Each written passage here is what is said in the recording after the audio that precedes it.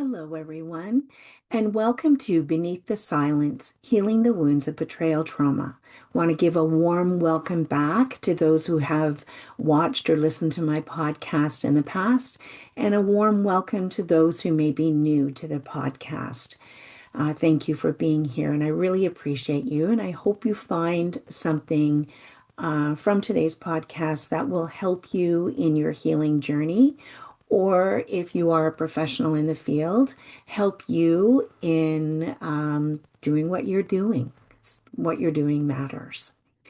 So I'm just going to remind everyone that I am Sandy Joy and I'm your host. And again, thank you for being here. And I want to remind everyone that my podcasts are not edited. They're real, raw, vulnerable. I am going to stumble on a word or four, and that's okay because I'm human, just as you are. And as in many of my podcasts, I also want to remind you if you're feeling activated, which is triggered by the topics I'm talking about or some of the things that I may be saying, please look after yourself, whatever you need. If you need to pause it, take a break, you know, do that. If you need to leave the podcast for a while and you want to come back to it, do that. Do whatever you need to do to take care of you because you matter first and foremost. So I want to acknowledge that topics can be difficult. They can be difficult to name. They can be difficult to talk about. And what is important is we do the talking as much and as often and as well as we can, given the place that we're in. Some people may not be able to talk about what has happened to them, their story, their narrative. And that's okay because one day you may be able to find your voice. That's why we're getting beneath the silence. But it's really about bringing attention to betrayal trauma and what the perpetrator of that trauma, has done and how it's impacted you, how it's affected you. It's all about normalizing the fear, shame, humiliation, the internalization, the self-doubt, the lack of trust in self. And when we don't really trust ourselves, which we have a hard time trusting others, but it's also about that trust in others. Okay. And I want to introduce just kind of an expanded scope from the last few episodes have been on addiction.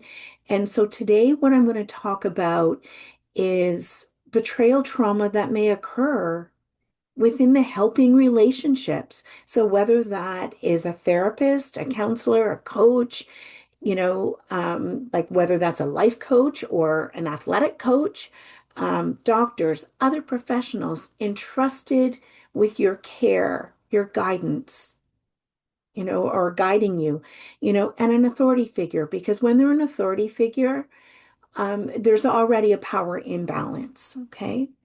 And I want to be very, very clear on what this podcast is and is not about. This is not about attacking professionals. This is about naming harm so healing can begin. And this harm may be intentional or unintentional, but regardless of the intention, if harm is being done, we need to work through that and we need to have repair of that if we can from those professionals. And so it's harmful nonetheless. Okay. And I want to emphasize the difference between um, impact versus intent. So even if intent is not there, it does not take away the impact on the survivor, on the person who has received the trauma. Okay. So betrayal trauma can occur under any of these circumstances, okay? A person is in a position of power and trust, trust and safety, multitude of those things coming together. Betrayal trauma occurs when harm, invalidation, and invalidation is a huge piece here, coercion, and that includes covert coercion or covert control, coercive control, or dismissal of your symptoms, of what you're going through, what you're feeling, or that you're too sensitive. That's betrayal trauma. It adds on to the betrayal that you may have already experienced, or maybe a standalone betrayal from a medical professional. I'm going to cough, excuse me. A medical professional, or a therapist. Okay, as you're working through betrayal trauma from in a relationship. So, why are helping relationships, uniquely risky? Well, because of that power imbalance, number one. The number two is there is an assumed expertise. Spoiler alert, you are the expert in yourself. Doesn't matter how many degrees or what level of degrees, medical doctor, specialist, psychologist, therapist with a master's, somebody with their PhD or 10 PhDs, it does not matter. They are not you and do not know you and what you have experienced. They may be an expert in their field, in, let's say, a medical doctor, in knowing what they know, but they are not an expert in you. You are. You are the expert in you. You know what you're feeling. You know what you have gone through. And it's for them to support you in what you are telling them. Okay. Um, Uniquely risky because of expectation that you're safe with these professionals. There is a professional trust that is automatically given, if you will, because they are a professional. And when that trust is broken, it's hard to get back, if ever. Okay. And then there can be cultural conditioning. Well, they know better than me because they're the professional. Again, you are the professional in yourself. So, professionals or professions that this can include, like I have mentioned, they can be therapists, counselors, psychologists, life coaches. They can be athletic coaches, teachers, mentors, doctors, psychiatrists, medical professionals, spiritual leaders, or other helping or authority figures. And that can even include your supervisor, manager, or boss. Okay. So the key message here is that the different roles, same trauma dynamics. You are the expert in you. Don't ever let someone tell you they're not or that you are not. Okay. So there can be a primary betrayal in helping relationships, and these can come across all professions. Pardon me, and now I'm yawning. Okay. And it's dismissing abuse disclosures. And this can be, a part of institutionalized betrayal. It can be from your doctor. It can be, um, this can be from a therapist. It can be any professional, okay? That this is the emotional invalidation and minimization of what you have experienced, your lived experience, and the symptoms that go along with that, okay? Dismissing abuse disclosures. Oh, what couldn't be that bad. I know, I know your partner. He's a good guy, or she's a good, woman. Minimizing or reframing abuse. Oh, that's not really abuse. If it feels like abuse, it's abuse. Okay. And many times we look at when I've talked about, violence, intimate partner violence or perpetrator violence, and many think it has to be physical, hands-on. No, that psychological manipulation is violence. It is abuse. It's psychological abuse. Okay. And I will discuss this with any doctor, any professional. I don't care how many, like, bring it, bring it. We will have a discussion, a respectful discussion. Okay. But I'm saying bring it. There is just no question about that. And we have the research to back that up. So minimizing and reframing abuse or making excuses for abuse, such as, well, they were addicted. They're an addiction. That it's your own attachment wounds, or they have attachment wounds, or it's a communication problem. Here's the thing. If someone wants you to do, let's say it's intimate partner violence, and you're going to do couples therapy, okay? Couples therapy cannot happen when you're not safe, when there is abuse that has happened. Because this is not a communication issue. This is not a relationship issue. This is an abuser issue.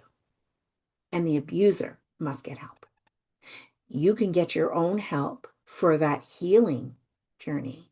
And if the abuser, the perpetrator of the betrayal, gets their own help and does a 180 change, then absolutely come together as a couple because you're much safer. Okay. This can come across with professions that collude with the abusive partner. Okay. Maybe they're friends. Maybe it's a colleague of, your doctor or a therapist or something. And it's like, and so there's collusion. Blaming clients for the survival process or responses. You're too sensitive. It's not bad. It's not that bad. You're too sensitive. You know, gaslighting. You're misinterpreting what they mean. Okay. Blaming the survival responses. Well, you get too, angry. Remember the podcast on how betrayal trauma anger is so different than what we normally know as anger? So blaming that survival response, that is anger. When you've experienced, betrayal trauma, coercive advice framed as best practice, spiritual, cultural, or gender-based invalidation, forcing forgiveness. Well, you just need to forgive and move on. You're not going to move on without forgiving. Excuse my language. F that. There is in no way, shape, or form that the perpetrator or any professional requires you to forgive the actions of the perpetrator in any way, shape, or form. That is not a component of healing, and only you get to decide whether that's going to happen or not. Okay. Or that there must be reconciliation. You're with an abuser, and part of the clinical or clergy aspect is that you will be, God doesn't believe in divorce or separation. There has to be reconciliation. No, follow your gut instincts. What does that mean for you? That's what you would be supported in. And if you had a therapist such as myself and some of the other therapists that I would highly recommend, okay? They would support, what do you need? What is that cultural aspect for you? So forcing forgiveness, reconciliation, or having empathy for the perpetrators. Oh, pardon me. Gaslighting. That didn't happen. saying, oh, you're overreacting. You know why I say the too sensitive? Because I can't tell you how many times I hear survivors tell me that they have been told, not only by the perpetrator, but other professionals, they're too sensitive. And again, I say, F that. No, this is deep, deep pain, and you are deserving of having whatever emotions are coming up for you.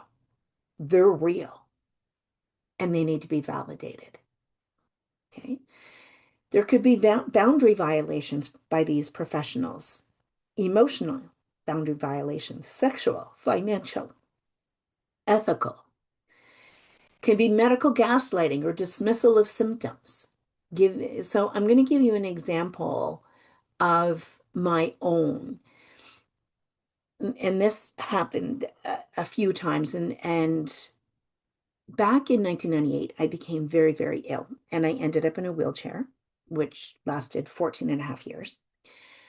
But for the first year and a half, I must have seen 10 different neurologists. I um, I had clonus, which means brain and spinal cord involvement, optic nerve damage, hearing loss, and my balance was horrible, and I had a lot of weakness in my limbs, arms and legs. Um, I was not able to stand very much. And for 10 of those years, I had every aspect of assistance of daily living. So somebody would help me out of bed, bathe, toilet transfer, you name it. Okay. But for that first almost year and a half, I'd been sent to neurologist after neurologist because they couldn't find what was going on. And so the first neurologist asked me if I had stress at home, and don't we all? But nothing that I could not handle. But said, I think this might be stress. And that it became, then it's psychosomatic.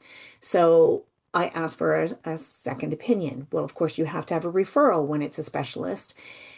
And then that specialist would just look at the notes from the previous one and tell me it would be psychosomatic. So I said, well, then send me to somebody. So they sent me to a neuropsychiatrist who did tests and said, Sandy, you like, I can't tell you what I think you have because I can't diagnose you, but you need to go back to a neurologist. This is not psychosomatic.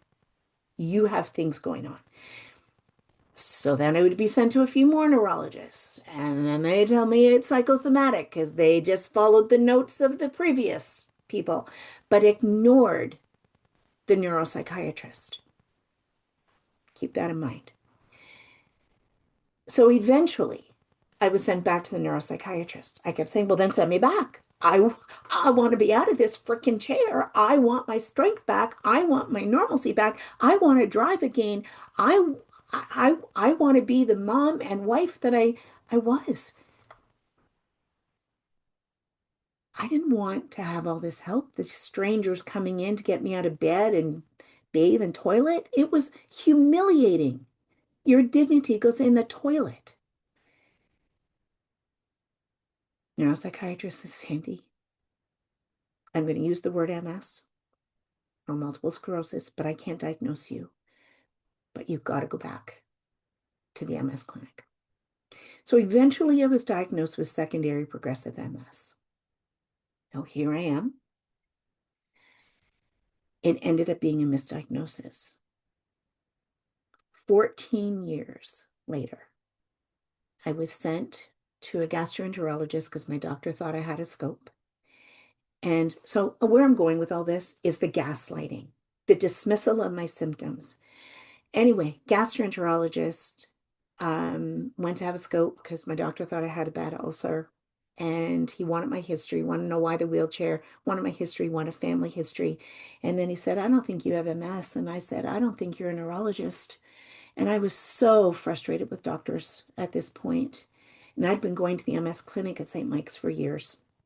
And he goes, no, I said, I think you have celiac. And I went, I think you're crazy. And he goes, we'll see. And he put me out. He was right. I had celiac disease, not MS, autoimmune. 6 months of being gluten-free is out of my wheelchair after 14 and a half years. This is rare. It is very rare. I am not saying, if you've been diagnosed with MS, that you don't have MS. Um, for me, this is my gastroenterologist said it was 1 in a million kind of chance. I hit the lottery. Um, but I had been gaslit for so many years or previous years. And I'm so thankful to this gastroenterologist because I had my future back. I had my future back. I am very, very strict with my diet to make sure that it's gluten-free because I don't ever want to get that sick again. Okay. It's the same when I eventually was diagnosed with adrenal insufficiency. I first naturopath found it in 2020. I wasn't diagnosed until 2023. But I've been told that, by my family physician that the naturopath, that's woo-hoo. It's woo-hoo. No, you're fine. You're fine. You're fine. Until my naturopathic office started working with a nurse practitioner and she said, Sandy, you're not fine. You need an endocrinologist. My doctor would not send me to one. So the nurse practitioner did, referred me. And within 6 weeks, they had got me in and I had testing done and I had the diagnosis of secondary adrenal insufficiency. I was not well at all. And adrenal insufficiency is life-threatening. And I went 3 years, three, when the symptoms first started and was recognized by the naturopathic doctor to before I was actually diagnosed. I don't know how I survived, but it was tough. But I'm glad. But that's how betrayal trauma can happen. Okay. They can weaponize their credentials to silence the questioning. I've had that too. Different neurologists who had the God complex, to silence my questioning. So it's an important clarification here. Harm may be intentional or unintentional. Trauma is defined by impact, not professional intent. When safety is replaced with coercion, the helping relationship itself becomes traumatic. Okay. So how about secondary betrayal trauma? When systems fail. So secondary betrayal occurs when survivors seek help or accountability and are harmed again.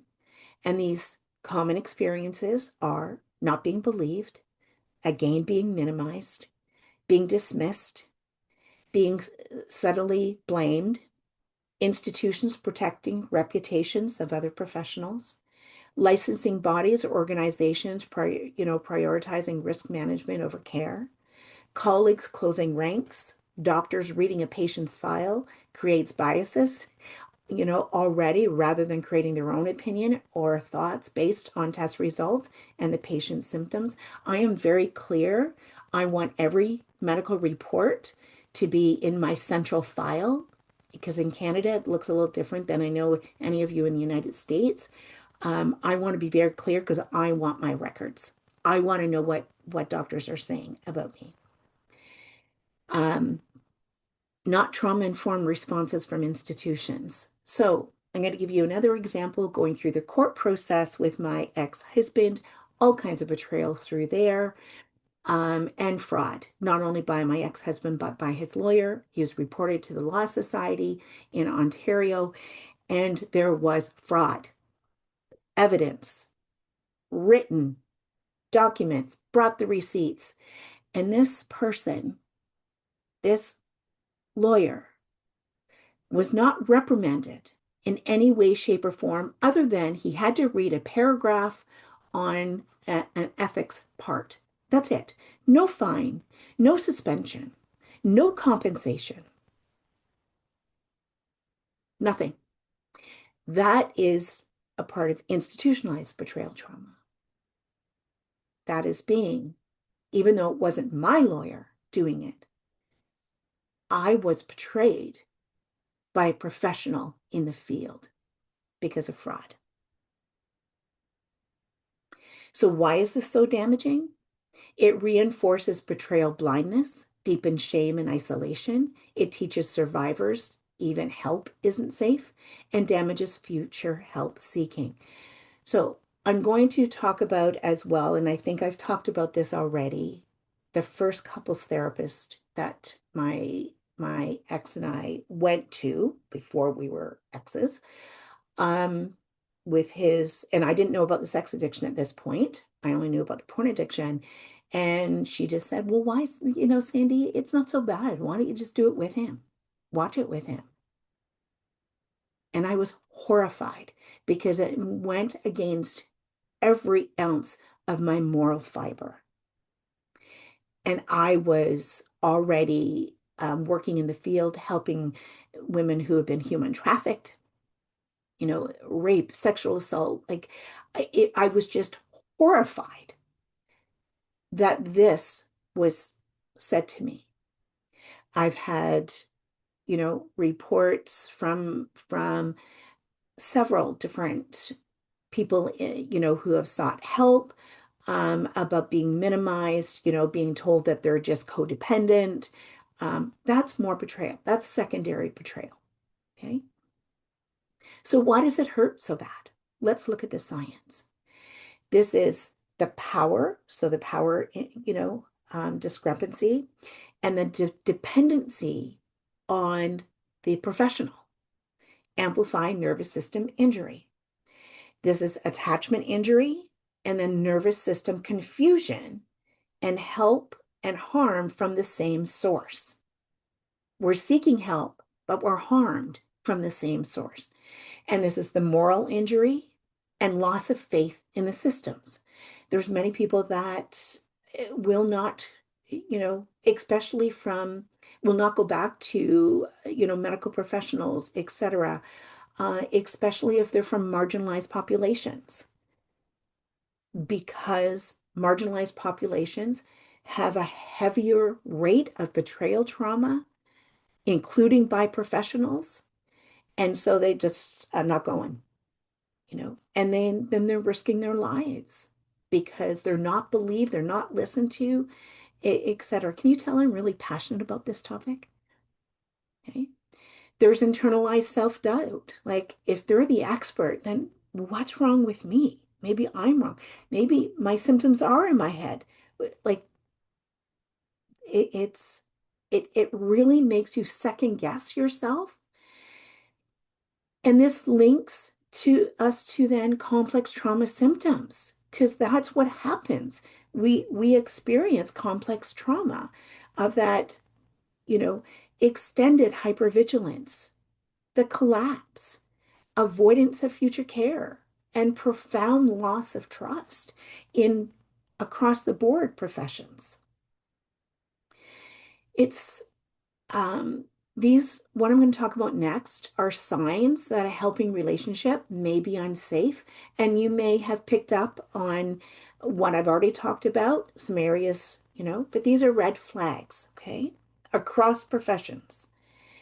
You may feel smaller, silent, confused, and or ashamed after interactions. That's a red flag that you've been betrayed. Your lived experience, your reality is consistently questioned.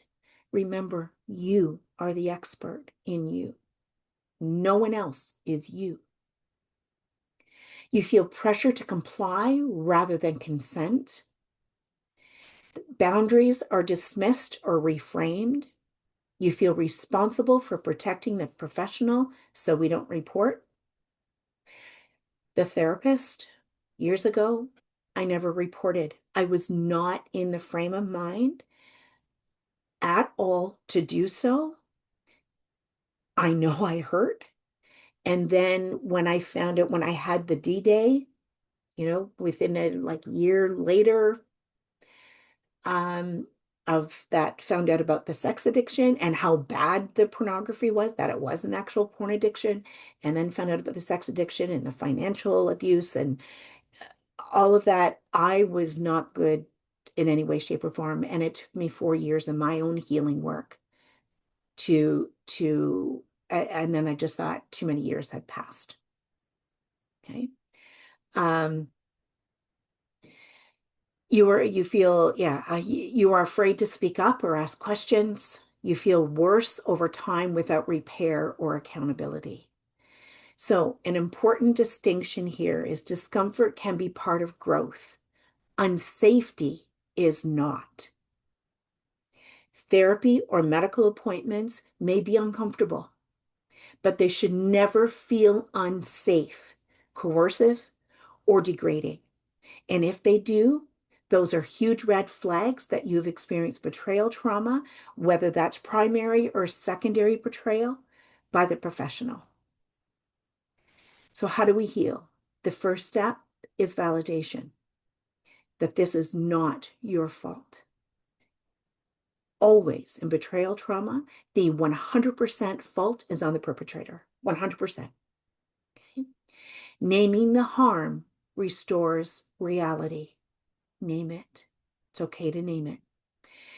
Grieving both the harm and the loss of trust, and maybe years of thinking something is really wrong with you psychologically when it isn't. Rebuilding internal authority, which is self-trust, as you are always the expert in yourself and in your experiences. Again, there's not another person on this planet who has experienced exactly what you have experienced in the way you have experienced it. We may have similar stories, similar narratives, grown up in the same family, but our experiences are uniquely our own. What ethical helping relationships look like? It looks like transparency. It looks like informed consent, collaboration, accountability, willingness to repair, that you feel seen, you feel heard, and you feel believed. In my, history as a therapist, as a counselor now, has there been times that I needed to repair? Absolutely. Thankfully, they're few and far between, but the repair is so important. It's holding accountability and doing that repair. Survivors are allowed to leave. Survivors are allowed to grieve. Survivors are allowed to speak. And survivors are allowed to choose themselves. I want to just help you reclaim your voice as we close here. Reclaim your choice, reclaim your power, and reclaim your safety. And that understanding that professional betrayal trauma is real. Survivors are not too sensitive. Throw that frickin' term out the window. Ethical professionals welcome accountability and will work towards repair. There will be genuine apology, there will be genuine accountability and repair. Okay? And remember this, healing does not require silence, and safety should never be negotiable. I'm going to use this quote as well by Harriet Lerner. And it says, a true apology does not ask the hurt person to do anything, not even forgive. So 3 takeaways from today may be betrayal trauma can occur in any helping relationship where power and vulnerability exist. Secondary betrayal trauma often occurs when systems protect professionals instead of survivors. Ethical care is grounded in consent, transparency, accountability, and repair, not coercion or authority. I want to thank you for joining me today in Beneath the Silence, Healing the Wounds of Betrayal Trauma. And remember that healing is possible even from those deepest, darkest wounds. If this episode resonated with you, Please let me know, leave a comment or send me an email at sandy@sandrajoy.ca. If you like more resources or support, please go to sandrajoy.ca and shoot me a message through there. I'm the only one that gets it, just so you know. For those interested in my betrayal trauma course, there's a link information on my website. I haven't set a date. Um, if I have enough people reach out, we'll set a date together. If you're able, please subscribe to my YouTube channel. It helps the algorithm. Like and share the podcast if you know someone who may benefit from the information in it. No pressure to do any of these things. Um, it's to help others learn and find community. Okay. And join me next week as I open the conversation up with the topic of self-betrayal and self-abandonment and what that might mean. And this conversation matters and is very important. You matter and you are very important. And until next time, take gentle care of yourself. And as always, remember, I see you, I hear you, and I believe you. Until we meet again.